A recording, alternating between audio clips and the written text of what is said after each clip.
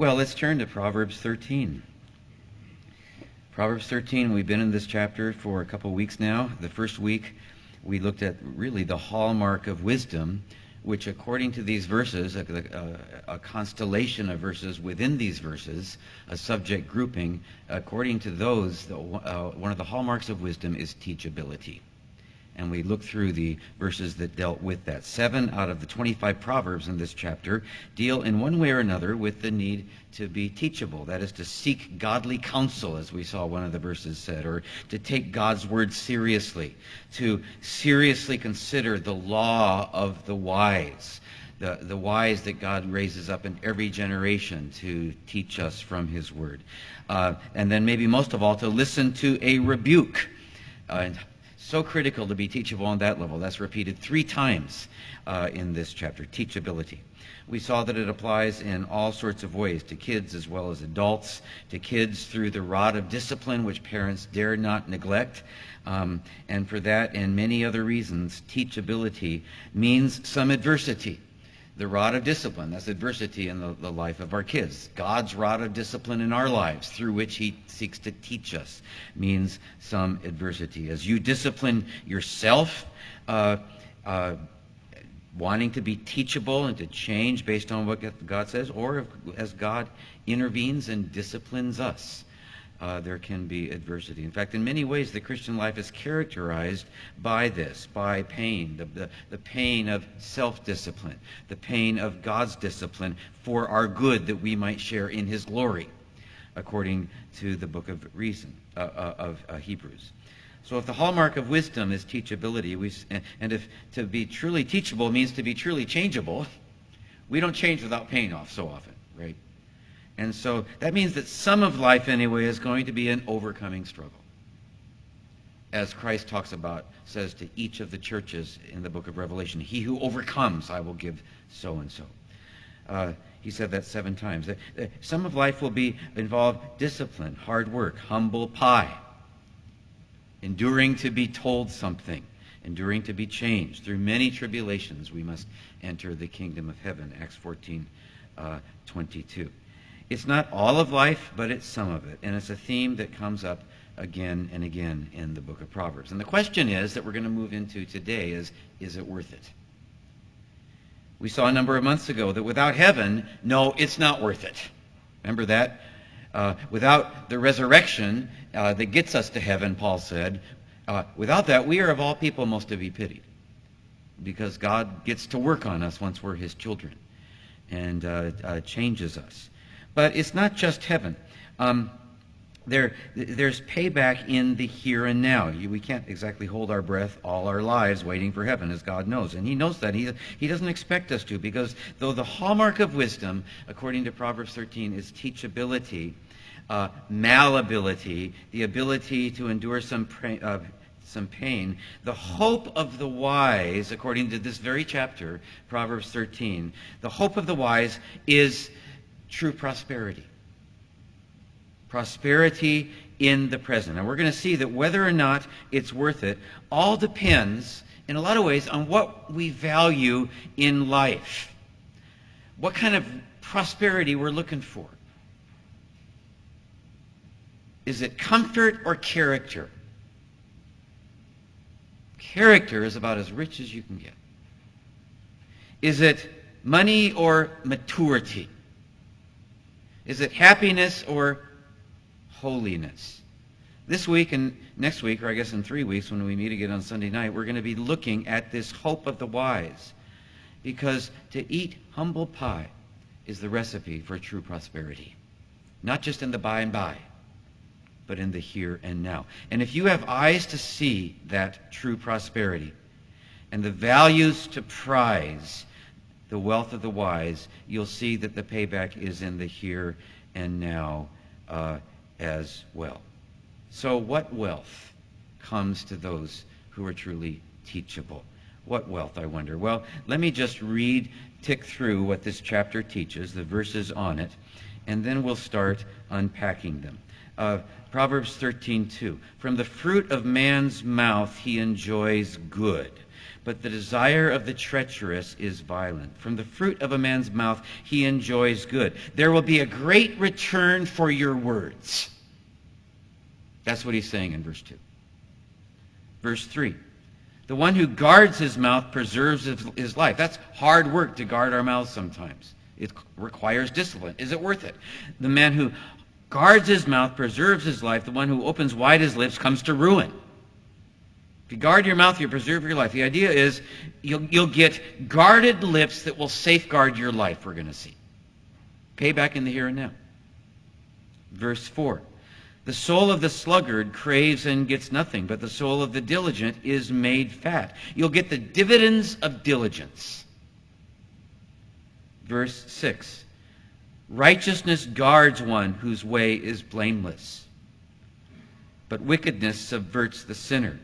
You'll get the shield of righteousness, and you'll be guarded against the darts of the enemy and all sorts of things. If you put on the breastplate of righteousness, if you guard your life. Verse 7. There is one who pretends to be rich but has nothing. Another pretends to be poor but has great wealth. We're going to see that he's talking here about that you get outer modesty and inner bounty in your life if you follow these instructions. It's worth it now. Verse 9. The light of the righteous rejoices, but the lamp of the wicked goes out. When we unpack verse 9, we're going to see that it means you'll get a healthy glow. Verse 11. Wealth obtained by fraud dwindles, won't last. But one who gather by labor increases it. You'll get wealth without wings. That's what he's saying. Verse 22. A good man leaves an inheritance to his children's children. The wealth of the sinner is stored up for the righteous. He's talking there about a secure heritage that often comes to those who are teachable and diligent. And then finally, verse 25, the righteous has enough to satisfy his appetite, but the stomach of the wicked is always in need. We're going to see that that means that you will get a satisfied soul. That's the payback in the here and now. So we've seen that 7 verses in this chapter deal with the hallmark of wisdom, teachability. And now we see that 10 verses sweeten it. Sweeten those other 7 with the hope of the wise, the wealth of the wise, true prosperity. And we've gotten just a little taste, and we'll unpack it in a couple weeks as to exactly what that means. It's a wealth that is summed up in verse 21, which will be our focus for the next, we just got a couple minutes left as we broach the subject. It's all summed up, all those verses I went to, by verse 21. Adversity pursues sinners, but the righteous will be rewarded with prosperity. Adversity pursues sinners, but the righteous will be rewarded with prosperity. The word for prosperity here occurs 103 times in the Old Testament. This is a tip of the iceberg word and verse. It's tob in the Greek, T-O-B, in the Hebrew, and it basically means good. It has as much an ethical meaning as a material meaning. It has much to do with purity as with prosperity. It has as much to do with maturity as with money. It's used this way all over the place in the Scripture. In Psalm 37:27, for instance, where it says, "Depart from evil and do good." That's one part of its meaning. In 2 Kings 3, Solomon asked for the ability to discern between good, tob, that's the word again, and evil. And so in the same Solomon uses the same word years later here in Proverbs 13 and said that the righteous will be rewarded with this. Rewarded with tob. He didn't just mean the almighty dollar. He doesn't exclude it, but it far transcends it. The New American Standard translates it prosperity.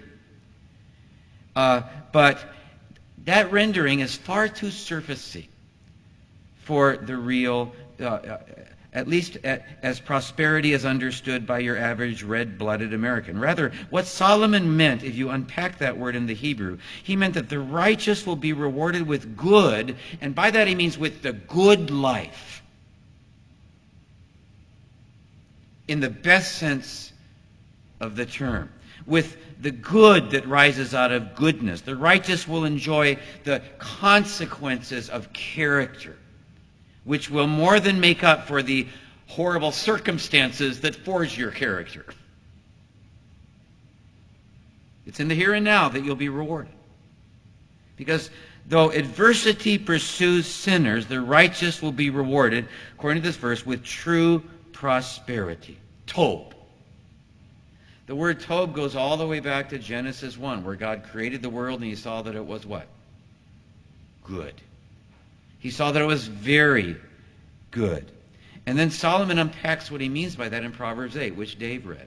By wisdom, the Lord founded this good earth. Basically, he's saying, God created this good earth by wisdom. And so if you want the good life, follow wisdom. That's the teaching of Proverbs 8. David read the first verses about how God created the world, but then the application of that is Proverbs 8:32. Now therefore, O sons, listen to me. Look at this good earth, for blessed are they who keep my ways. Duh! Look at the world. I sure want my life to be like that. Fruitful, bountiful, good. Blessed are they who keep my ways. Heed instruction and be wise. Do not neglect it. Blessed is the man who listens to me, watching daily at my gates, waiting at my doorposts. For he who finds me finds life, right here and in the here and now, and obtains favor from the Lord. He who sins against me injures himself, and those who hate me love death. So that's verse 21 and a bit of the theology behind it, along with the spin that the near context of Proverbs 8 gives to it. Adversity pursues sinners, but the righteous will be rewarded with prosperity, by which he means the good life that will be as wonderful as the good earth. Powerful, powerful teaching. Verse 21 summarizes what really begins back in verse 2. Which we've already read, which begins this 9-verse litany on the good that arises out of goodness, out of the prosperity that is the hope of the wise. The first prize of wisdom, then. Having gone through the chapter, looking at it in the context of the Scripture of Proverbs 8, Genesis 1, and all the rest, now we're going to work our way through. The first prize of wisdom, at least the first one listed in this chapter, is one that anyone with the right values would treasure. And that is, from the fruit of a man's mouth, he enjoys good. Verse 2. That is a great return on your words. That's the same term that we enjoys good, but the desire of the treacherous is violence. The literal translation is not that the desire of the treacherous is violence. Rather, it reads the soul of the treacherous, comma, violence. That's what it looks like in the Hebrew. Word for word is this: the soul of the treacherous, violence. In good Hebrew parallelism, you supply the missing words from the phrase that comes before. So we have the fruit of a man's mouth. From the fruit of the man's mouth he enjoys good, but the soul of the treacherous enjoys or reaps violence from the fruit of his mouth. That's the idea. And by the way, it's not just that the first man enjoys good. That's how the New American Standard translates it. Literally, it means that he eats good. From the fruit of the man's mouth, he eats good, but the soul of the treacherous eats violence from the fruit of his mouth. I wouldn't be surprised if that's where eating your words comes from this verse. That's the literal translation. You will eat your words. That's what he's saying. And that can be good or bad. If you're righteous, if you follow wisdom, if you're teachable and you change the way you speak based on someone confronting you, some people need to work on this more than others. It's not just all discipline. There will be a huge reward. You don't have to eat your words in a negative way. You'll eat them in a positive way. Now we have it on pretty good authority that one way or another you will eat your words. The idea is repeated many times in Proverbs, and we don't have time to go into it. But from the fruit of a man's mouth he enjoys good. And that's all we have time to go through tonight. But we'll see that to enjoy good rather than evil from the fruit of your mouth can make up for all the groaning, all the struggling, even the Father's discipline through which he brought you to the place where the fruit of your mouth is good. It's going to be well worth it. And that's just the beginning of the prosperity. Because on top of a great return on your words, again, you'll have a great guarded lips that will safeguard your life, verse 3. The dividends of diligence, verse 4. The shield of righteousness, verse 6. Outer modesty and inner bounty, verse 7. The healthy glow, verse 9. Wealth without wings, verse 11. A secure heritage, verse 22. And a satisfied soul, verse 25. 3 weeks from tonight, we will unpack those. The righteous enjoy the consequences of character, which will more than make up for the circumstances that forge that character. That's the idea. Because the hope of the wise, for those who have eyes to see it, for those who have the values to prize these things, the hope of the wise is true prosperity.